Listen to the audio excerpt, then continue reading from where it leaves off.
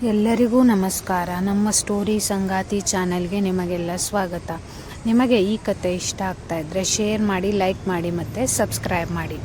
ಬೆರೆತರ ದೇಗಳು ಭಾಗ 14. ಅಣ್ಣನ ಮಾತಿಗೆ ಎದುರು ಆಡಿ ವಿಜಯನನ್ನು ಮನೆಯಿಂದ ಕಳಿಸಿದ ತನ್ವಿ ಊಟವನ್ನು ಮಾಡದೆ ತನ್ನ ಮನೆಗೆ ಓಡಿ ಹೋಗುವಳು. ಅವಳಿಗೆ ಮನಸ್ಸು ಭಾರವಾಗಿತ್ತು.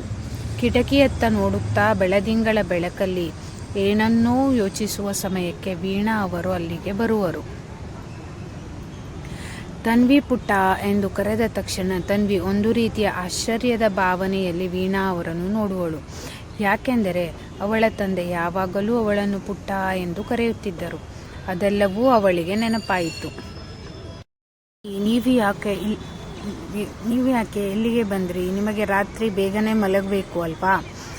ಇಲ್ಲ ಅಂದರೆ ನಿಮಗೆ ತಲೆನೋವು ಬರುತ್ತೆ ಅಂತ ಅಭಯ್ ಯಾವಾಗಲೂ ಹೇಳುತ್ತಿದ್ದ ಎಂದು ಹೇಳಿದಳು. ತಕ್ಷಣ ವೀಣಾ ಅವರು, ನೀನು ಊಟ ಮಾಡಿಲ್ಲ ಅಲ್ವಾ? ಹಸಿದ ಹೊಟ್ಟೆಯಲ್ಲಿ ಹಾಗೆ ಮಲಗುತ್ತಾ ಇದ್ದೀಯಾ ಅಂತ ಗೊತ್ತಾದ ಮೇಲೆ ನಾನು ಹೇಗೆ ನೆಮ್ಮದಿಯಿಂದ ಮಲಗೋಕೆ ಸಾಧ್ಯ ತನ್ವಿ ಎಂದು ಹೇಳಿದರು.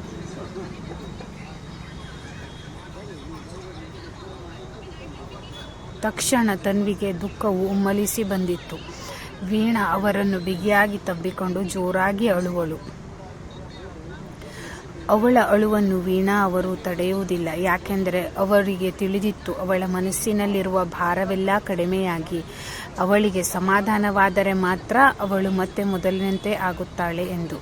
ಹಾಗಾಗಿ ಅವರು ಬಿಗಿಯಾಗಿ ಅಪ್ಪಿಕೊಂಡು ತನ್ವಿಗೆ ಬೆನ್ನನ್ನು ಸವರಿ ಸಮಾಧಾನ ಮಾಡುವರು.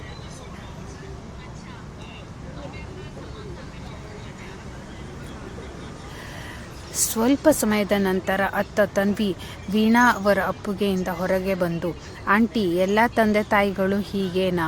ಮದುವೆ ವಿಷಯದಲ್ಲಿ ಮಾತ್ರ ತಮ್ಮ ಮಕ್ಕಳಿಗೆ ಯಾವುದು ಸರಿ ಯಾವುದು ತಪ್ಪು ಅಂತ ಯಾಕೆ ಯೋಚನೆ ಮಾಡಲ್ಲ?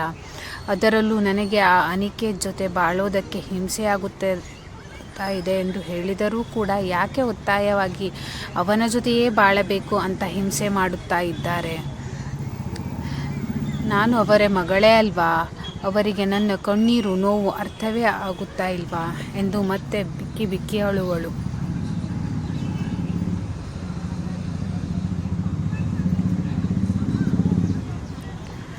ಅವಳ ನೋವನ್ನು ನೋಡಿದ ವೀಣಾ ಅವರು ಅವಳ ಎರಡೂ ಕೈಯನ್ನು ತಮ್ಮ ಕೈಯಲ್ಲಿ ಹಿಡಿದುಕೊಂಡು, ನೋಡು ತನ್ವಿ, ಒಂದು ಕ್ಷಣ ನೀನು ನಿನ್ನ ತಂದೆ ತಾಯಿಯ ಜಾಗದಲ್ಲಿ ನಿಂತು ಯೋಚನೆ ಮಾಡು. ನಿನಗೆ ತಿಳಿದಿದೆಯೋ ತಿಳಿದಿಲ್ಲವೋ, ಆದರೆ ನೀನು ಹುಟ್ಟಿದಾಗಿನಿಂದಲೂ ಯಾವುದೇ ರೀತಿಯ ಕಷ್ಟ, ನೋವು, ಯಾತನೆಯನ್ನು ನೋಡಿ ಬಂದಿಲ್ಲ. ಯಾಕೆಂದರೆ ನೀನು ಒಬ್ಬಳೇ ಹೆಣ್ಣು ಮಗಳು ಎಂದು ನಿನ್ನ ತಂದೆ ತಾಯಿ ನಿನಗೆ ಸ್ವಲ್ಪವೂ ನೋವು ಬರದಂತೆ ಸಾಕಿದ್ದಾರೆ.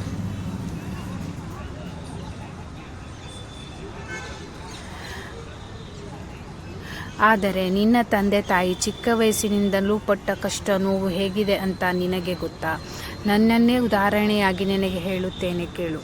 ನನ್ನ ತಂದೆ ತಾಯಿಗೆ ನಾನು 8ನೇಯ ಮಗಳು. 2 ಅಣ್ಣಂದಿರು, ಉಳಿದವರೆಲ್ಲ ಹೆಣ್ಣು ಮಕ್ಕಳು. ನಾವು ಮದುವೆಯಾಗುವ ಸಮಯಕ್ಕೆ ಗಂಡು ಮಕ್ಕಳಿಗೆ ಡಿಮ್ಯಾಂಡ್ ಜಾಸ್ತಿ ಇತ್ತು. ಇಷ್ಟರ ಮೆಟ್ಟಿಗೆ ಅಂದರೆ 2ನೇ ಮದುವೆಗೆ ಕೂಡ ತಂದೆ ತಾಯಿ ಒಪ್ಪಿಗೆ ಕೊಟ್ಟು ಬಿಡುತ್ತಿದ್ದರು. ಗಂಡ ಕುಡುಕನೋ, ಕುರುಡನೋ, ಕುಂಟನೋ, ಕೋಪಿಷ್ಟನೋ ಯಾವುದೂ ಅವರಿಗೆ ಬೇಕಿರಲಿಲ್ಲ. ತಮ್ಮ ಮಗಳಿಗೆ ಮದುವೆಯಾದರೆ ಸಾಕು ಎನ್ನುವಷ್ಟರ ಮಟ್ಟಿಗೆ ಪರಿಸ್ಥಿತಿ. ಅದರಲ್ಲೂ ನಾವು 8 ಜನ ಮಕ್ಕಳಾದ ಕಾರಣ ಒಂದು ಹೊತ್ತಿನ ಊಟಕ್ಕೂ ಕಷ್ಟಪಡುವ ಪರಿಸ್ಥಿತಿ ನಮ್ಮದಾಗಿತ್ತು.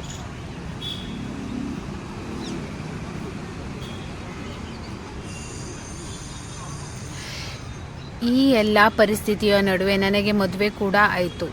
ನಾನು ಆ ಹುಡುಗನನ್ನು ನೋಡಿದ್ದು ಮದುವೆಯ ಮಂಟಪದಲ್ಲಿ. ಅಲ್ಲಿಯವರೆಗೆ ನನಗೆ ಅವನು ಯಾರು, ಹೇಗೆ, ಅವನ ಗುಣ ನಡತೆ ಯಾವುದೂ ಗೊತ್ತಿರಲಿಲ್ಲ. ಈ ರೀತಿಯ ಪರಿಸ್ಥಿತಿಯಲ್ಲಿ ಒಂದು ದೊಡ್ಡ ಕುಟುಂಬಕ್ಕೆ ನನ್ನನ್ನು ಮದುವೆ ಮಾಡಿಕೊಟ್ಟರು. ಅಲ್ಪ ಸ್ವಲ್ಪ ಮನೆಯ ಕೆಲಸ ಬರುತ್ತಿತ್ತು. ಆದರೆ 40ರಿಂದ 50 ಜನಕ್ಕೆ ಅಡುಗೆ ಮಾಡಲು ನನಗೆ ಬರುತ್ತಿರಲಿಲ್ಲ. ಆದರೆ ನಾನು ಮದುವೆಯಾಗಿ ಹೋದ ಆ ಮನೆ ಎಷ್ಟು ದೊಡ್ಡ ಮನೆಯಾಗಿತ್ತು! 40ರಿಂದ 50 ಜನರು ಅಲ್ಲಿ ವಾಸ ಮಾಡುತ್ತಿದ್ದರು. ದಿನ ಬೆಳಿಗ್ಗೆ 4 ಗಂಟೆಗೆ ಎದ್ದರೂ ಕೂಡ ಅವರಿಗೆಲ್ಲ ತಿಂಡಿ ಮಾಡಿ, ಊಟ ಮಾಡಿ, ಸಂಜೆ ಮತ್ತೆ ಅಡುಗೆ ಮಾಡಿ, ಇದೇ ನನ್ನ ಜೀವನವಾಗಿ ಬಿಟ್ಟಿತ್ತು. ನನ್ನ ನೋವನ್ನು ಹೇಳಿಕೊಳ್ಳೋಣ ಎಂದರೆ ತಾಯಿ ಮನೆಯಲ್ಲಿ ನನ್ನ ನೋವಿಗೆ ಸ್ಪಂದಿಸುವವರು ಯಾರೂ ಇರಲಿಲ್ಲ. ಯಾಕೆಂದರೆ ಎಲ್ಲರಿಗೂ ಅವರವರ ನೋವೇ, ಅವರವರ ಕಷ್ಟವೇ ಜಾಸ್ತಿಯಾಗಿತ್ತು. ನಾನೇನಾದರೂ ನನ್ನ ಕಷ್ಟವನ್ನು ಹೇಳಿಕೊಂಡರೆ ನಾನು ಗಂಡನ ಮನೆ ಬಿಟ್ಟು ಬಂದೆ ಎನ್ನುವ ಭಯ ನನ್ನ ತಂದೆ ತಾಯಿಗೆ ಇತ್ತು. ಎಲ್ಲಕ್ಕಿಂತ ಹೆಚ್ಚಾಗಿ ಅಣ್ಣಂದಿರ ಹೆಂಡತಿಯರು ನಮ್ಮನ್ನು ಕಂಡರೆ ಆಗುತ್ತಿರಲಿಲ್ಲ. ಯಾಕೆಂದರೆ ಅವರು ನಮಗಿಂತ ಶ್ರೀಮಂತ ಮನೆತನದವರಾಗಿದ್ದರು. ನಿನಗೆ ಗೊತ್ತಾ ತನ್ವಿ, ನನ್ನ ಗಂಡನು ನನಗೆ ತುಂಬ ಸಾರಿ ಹೊಡೆದಿದ್ದಾನೆ, ಬಾಯಿಗೆ ಬಂದಂತೆ ಮಾತನಾಡಿದ್ದಾನೆ. ಒಂದು ಸೀರೆ ಕೊಡು ಇಲ್ಲಿಯವರೆಗೂ ನನಗೆ ಕೊಡಿಸಿರಲಿಲ್ಲ. ಆದರೂ ಗಂಡ ಎನ್ನುವ ಭಕ್ತಿ, ಪ್ರೀತಿ ಎಲ್ಲವೂ ನನ್ನಲ್ಲಿ ಇತ್ತು.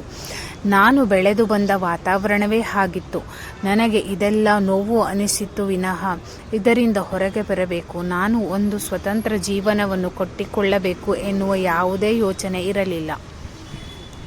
ಆ ಯೋಚನೆ ಬರುವಷ್ಟರಲ್ಲಿ ನನ್ನ ಹೊಟ್ಟೆಯಲ್ಲಿ ಅಭಯ್ ಇದ್ದ.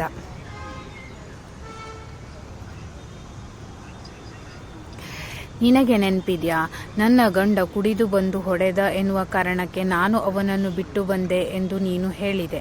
ಇದೇ ಪರಿಸ್ಥಿತಿ ನನಗೆ 35 ವರ್ಷಗಳ ಹಿಂದೆ. ನನ್ನ ಗಂಡನು ದಿನವೂ ಕುಡಿದು ಬಂದು ನನಗೆ ಹೊಡೆಯುತ್ತಿದ್ದ. ನಾನು ಗರ್ಭಿಣಿ ಎಂದು ಕೂಡ ನೋಡದೆ ನನಗೆ ಹಿಂಸೆ ಕೊಡುತ್ತಿದ್ದ. ಕುಡಿದು ಬೀದಿ ಹೆಣವಾಗಿ ಹೋದ. ಅದಾದ ನಂತರವೇ ನಾನು ನನ್ನ ಮಗನ ಭವಿಷ್ಯವನ್ನು ರೂಪಿಸಿಕೊಳ್ಳಲು ಈ ಮನೆಗೆ ಬಂದೆ. ರಾತ್ರಿ ಹಗಲು ಎನ್ನದೇ ದುಡಿದೆ. ಗಂಡನ ಪಾಲಿನಲ್ಲಿ ಬಂದ ಜಮೀನನ್ನು ಮಾರಿ ಈ ಮನೆಯನ್ನು ಖರೀದಿ ಮಾಡಿದೆ. ಈಗ ನನ್ನ ಮಗ ದುಡಿಯುತ್ತಿದ್ದಾನೆ. ನನಗೆ ಯಾವುದೇ ರೀತಿಯ ಕೊರತೆ ಇಲ್ಲ. ನಾನು ಸ್ವತಂತ್ರವಾಗಿ ಬಾಳುತ್ತಿದ್ದೇನೆ.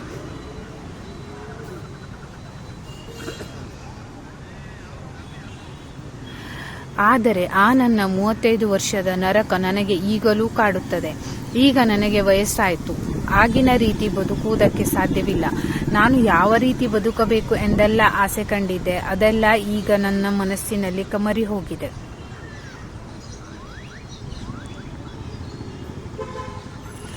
ಆದರೆ ನನ್ನ ಜೀವನದ ರೀತಿಯೇ ನಿನ್ನ ಜೀವನ ಆಗಬಾರದು ಎನ್ನುವ ಕಾರಣಕ್ಕೆ ನಾನು ನಿನಗೆ ಬೆಂಬಲವಾಗಿ ನಿಂತಿದ್ದು. ನಾವು ಯಾವುದಾದರೂ ಒಂದು ಸರಿದಾರಿಯಲ್ಲಿ ಹೋಗುತ್ತಾ ಇರುವಾಗ ತುಂಬ ಅಡೆತಡೆಗಳು ಬರುತ್ತೆ. ಆದರೆ ಅದೆಲ್ಲವನ್ನು ಎದುರಿಸಿ ಮುಂದೆ ಹೋಗುವುದೇ ಜಾಣತನ. ಹೀಗೆ ಹೇಡಿಯ ಹಾಗೆ ಅಳುತ್ತಾ ಕುಳಿತರೆ ನಾವು ಅಂದುಕೊಂಡ ದಾರಿಯನ್ನು ತಲುಪೋಕೆ ಸಾಧ್ಯವಿಲ್ಲ.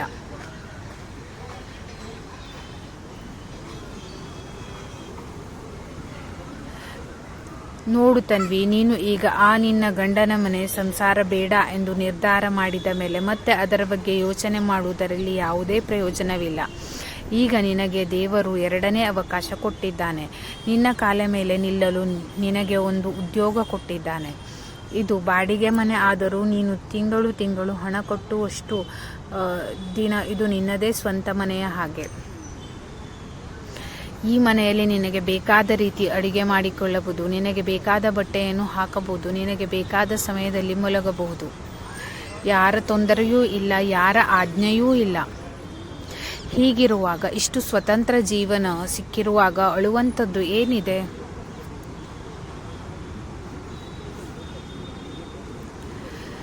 ನಿಜ, ಅಣ್ಣ ಹೇಳಿದ ಮಾತಿನಿಂದ ನಿನಗೆ ನೋವಾಗಿರಬಹುದು. ಆದರೆ ಅವರಿಗೆ ನಿನ್ನ ಗುರಿ ಏನು ಅಂತ ಅರ್ಥವಾಗುವವರೆಗೂ ನಿನಗೆ ಈ ಸಂಕಷ್ಟ ತಪ್ಪಿದ್ದಲ್ಲ.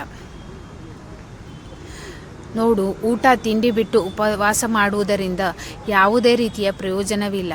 ಖಂಡಿತ ನಿನ್ನ ನೋವು, ನಿನ್ನ ಕಷ್ಟ ನಿನ್ನ ತಂದೆ ತಾಯಿಗೂ ಅರ್ಥವಾಗುತ್ತದೆ.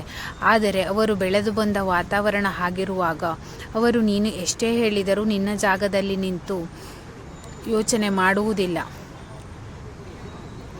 ಅವರಿಗೂ ಸ್ವಲ್ಪ ಸಮಯ ಕೊಡು ಎಂದು ಹೇಳಿದರು.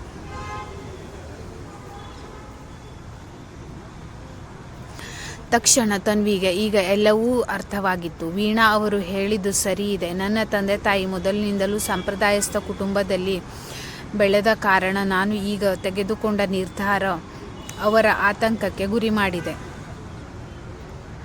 ನಾನು ಅವರಿಗೆ ಸ್ವಲ್ಪ ಸಮಯ ಕೊಡಬೇಕು. ನನ್ನ ನಿರ್ಧಾರ, ನನ್ನ ನಿಲುವು ಗಟ್ಟಿಯಾಗಿದೆ ಎಂದು ಅವರಿಗೆ ಅರ್ಥ ಮಾಡಿಸಬೇಕು. ಆಂಟಿ ಹೇಳಿದ ರೀತಿ ನಾನು ಹೀಗೆ ಅಳುತ್ತಾ ಕುಳಿತರೆ ನಾನು ಗಟ್ಟಿಯಾಗಲು ಸಾಧ್ಯವಿಲ್ಲ.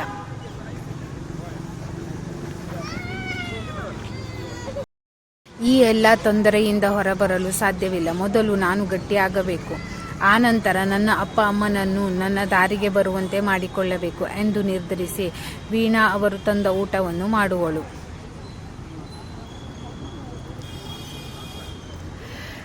ತನ್ವಿ ಹೊಸ ಜೀವನದ ಮುನ್ನುಡಿಗೆ ಸ್ವಾಗತ ಮಾಡಿದ್ದಳು. ಈ ಕತೆ ಮುಂದುವರಿಯುವುದು. ನಿಮಗೆ ನಮ್ಮ ಕತೆ ಇಷ್ಟ ಆಗಿದ್ದರೆ ಶೇರ್ ಮಾಡಿ, ಸಬ್ಸ್ಕ್ರೈಬ್ ಮಾಡಿ ಮತ್ತು ಲೈಕ್ ಮಾಡಿ. ಇಂತಿ ನಿಮ್ಮ ಸ್ಟೋರಿ ಸಂಗಾತಿ. Thank you.